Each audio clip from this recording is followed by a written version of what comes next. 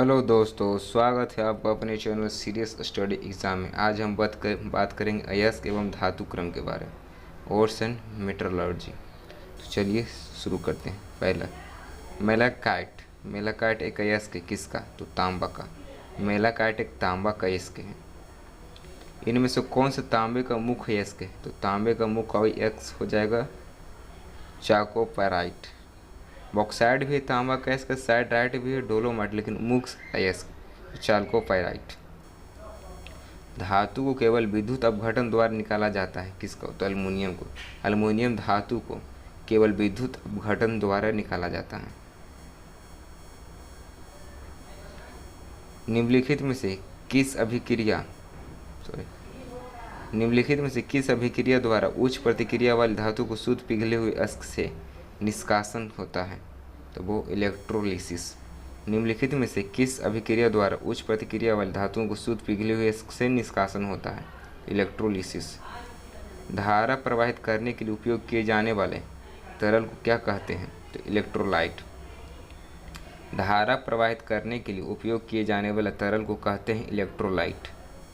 Galena किसका अयस्क है? तो गैलेना अयस्क हो जाएगा सीसा का। गैलेना किसका अयस्क है? तो वो सीसा का। इनमें से कौन सा धात्विक खनिज नहीं है? तो धात्विक खनिज कोयला नहीं है। कोयला एक प्राकृतिक है। एल्युमिनियम का सबसे महत्वपूर्ण अयस्क कौन सा है? तो वो बॉक्साइड। एल्युमिनियम का सबसे प्रमुख अयस्क बॉक्साइड। धातुओं के ऑक्साइड जैसी अशुद्धता युक्त धातुओं को शुद्धिकरण के लिए कौन सी क्रिया प्रयुक्त की जाती है? तो वो पोलिंग। धातुओं के ऑक्साइड जैसी अशुद्धता युक्त धातुओं को शुद्धिकरण के लिए कौन सी प्रक्रिया प्रयुक्त की जाती है? तो पोलिंग। ऑक्सीजन की उपस्थिति में अयस्कों को गर्म करने की क्रिया को भंजन कहा जाता है। ऑक्सीजन की उपस्थिति में अयस्कों को गर्म करने की क्रिया को भंजन कहा जाता है। फेन पलवन विधि में अयस्क के चूर्ण को किसके मिश्रण में भरी एक टंकी में रखा जाता है? तो जल व चीड़ का तेल का। जल एवं चीड़ के तेल। फेन प्लवन विधि में अयस्क के चूर्ण को जल एवं चीड़ के तेल के मिश्रण में भरी टंकी में रखा जाता है। फेन प्लवन विधि का उपयोग किस अयस्कों को संद्रीकरण के लिए किया जाता है? तो वो सल्फाइड। फेन प्लवन विधि का उपयोग किसके अयस्क के संद्रीकरण के लिए किया जाता है? तो सल्फाइड। धातु क्रम एक प्रक्रिया है, किसका? तो अयस्कों में धातुओं को निकालने के लिए, अयस्क से धातु को निकालने के लिए। धातु क्रम एक प्रक्रिया है अयस्क से धातुओं को निकालने के लिए। सिनेबार किसका अयस्क है? तो सिनेबार पारा का अयस्क है। सिनेबार किसका अयस्क है? तो पारा का। पृथ्वी की परत में स्वाभाविक रूप से होने वाली अकार्बनिक तत्व या यौगिक को कहा जाता है क्या? तो खनिज पदार्थ। पृथ्वी की परत में स्वाभाविक रूप से होने वाली अकार्बनिक तत्व एवं यौगिक को कहा जाता है खनिज पदार्थ। अगला क्वेश्चन, बॉक्साइड किस धातु का अयस्क है? तो बॉक्साइड है एल्युमिनियम का अयस्क। बॉक्साइड एल्युमिनियम का अयस्क है। बेयर की विधि में बॉक्साइड अयस्क का शुद्धिकरण निपाजन किस में होता है? तो वो सोडियम हाइड्रोक्साइड में, NaOH। निम्नलिखित में से आयरन पर जंग लगने में कौन से के कारण होता है? तो कौन से कारण होता है? ऑक्सीडेशन और कार्बन डाइऑक्साइड के साथ रासायनिक अभिक्रिया। निम्नलिखित में से जंग लगने पर कौन सा कार्य करता है? तो ऑक्सीडेशन और रासायनिक अभिक्रिया, कार्बन डाइऑक्साइड। जब एक लोहे की कील में जंग लग जाती है तो लोहे के ऑक्साइड का निर्माण भार में बढ़ोतरी के साथ। जब एक लोहे की कील में जंग लग जाती है तो लोहे के ऑक्साइड का निर्माण भार में बढ़ोतरी के साथ होता है, यानी वजन बढ़ जाता है। जंग यानी रस्ट का उदाहरण क्या है? तो यौगिक। जंग यानी रस्ट का उदाहरण है यौगिक। निम्न में से कौन सा अलौह धातु है? अलौह धातु कौन सा है? एल्यूमिनियम। एल्यूमिनियम एक अलौह धातु है। धातुएं निम्नलिखित प्रक्रिया द्वारा गर्म करती है, किसको? तो चालन। धातुएं निम्नलिखित प्रक्रिया द्वारा गर्म होती है, चालन द्वारा। बात भट्टी में किससे आयरन ऑक्साइड उपचयित होता है? तो वो कार्बन मोनोऑक्साइड से। बात भट्टी में किससे आयरन ऑक्साइड उपचयित होता है? तो कार्बन मोनोऑक्साइड से। बात भट्टी यानी ब्लास्ट फर्नेस की उत्पादित लोहा कच्चा लोहा होता है। बात भट्टी में उत्पादित लोहा कच्चा लोहा होता है। बात भट्टी का प्रयोग होता है निम्नलिखित में से किसके लिए? तो अपचयन के लिए। बात भट्टी का प्रयोग होता है अपचयन के लिए। कोरंडम का प्रयोग निम्नलिखित रूप में किया जाता है। कोरंडम का प्रयोग इनमें से किसी भी नहीं, उर्वरक, पेंट, औषधि इसमें नहीं।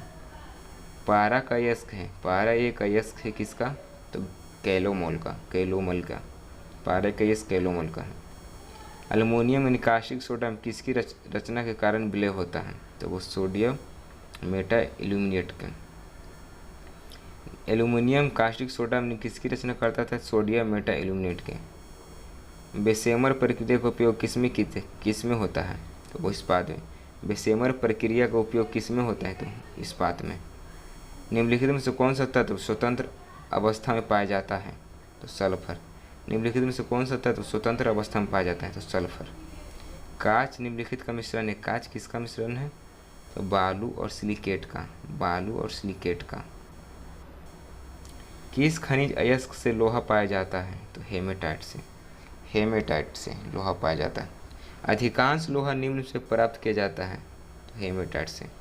किस खनिज से लोहा प्राप्त होता है, तो हेमेटाइट से। अधिकांश लोहा निम्न से अधिकांश लोहा निम्न से प्राप्त किया जाता है, तो हेमेटाइट से। हेमेटाइट अयस्क किसका, तो हेमेटाइट किसका अयस्क, अभी मैंने बताया लोहा का, यानी एफी का, फेरस। चुंबकीय पृथक्करण विधि निम्नलिखित में से किस अयस्क में साधारण में प्रयुक्त होता है, तो वो मैग्नेटाइट में।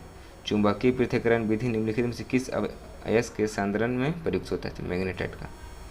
इनमें से बेमेल कौन है, बेमेल कौन है, तो इस्पात। इनमें से बेमेल कौन है, तो इस्पात। फेल्सपार अयस्क है किसका, मैग्नीशियम का नहीं, तांबा का नहीं, एल्युमिनियम का नहीं, यानी इनमें से कोई नहीं। सामान्यतः भर्जन किस अयस्क में किया जाता है, तो सल्फर, सल्फाइड अयस्क में। सामान्यतः भर्जन किस अयस्क में किया जाता है, तो सल्फाइड अयस्क में। उद्योग में प्रयुक्त रसायनों का प्रचुर स्रोत है कोक। उद्योग में प्रयुक्त रसायनों का प्रचुर स्रोत है कोक। निम्नलिखित में से कौन सा एल्युमिनियम का अयस्क नहीं है, तो वो एजूराइट एल्युमिनियम का अयस्क नहीं है। मेल्कोनाइट इनमें से किस धातु के खनिज है, तो तांबा का, मेल्कोनाइट।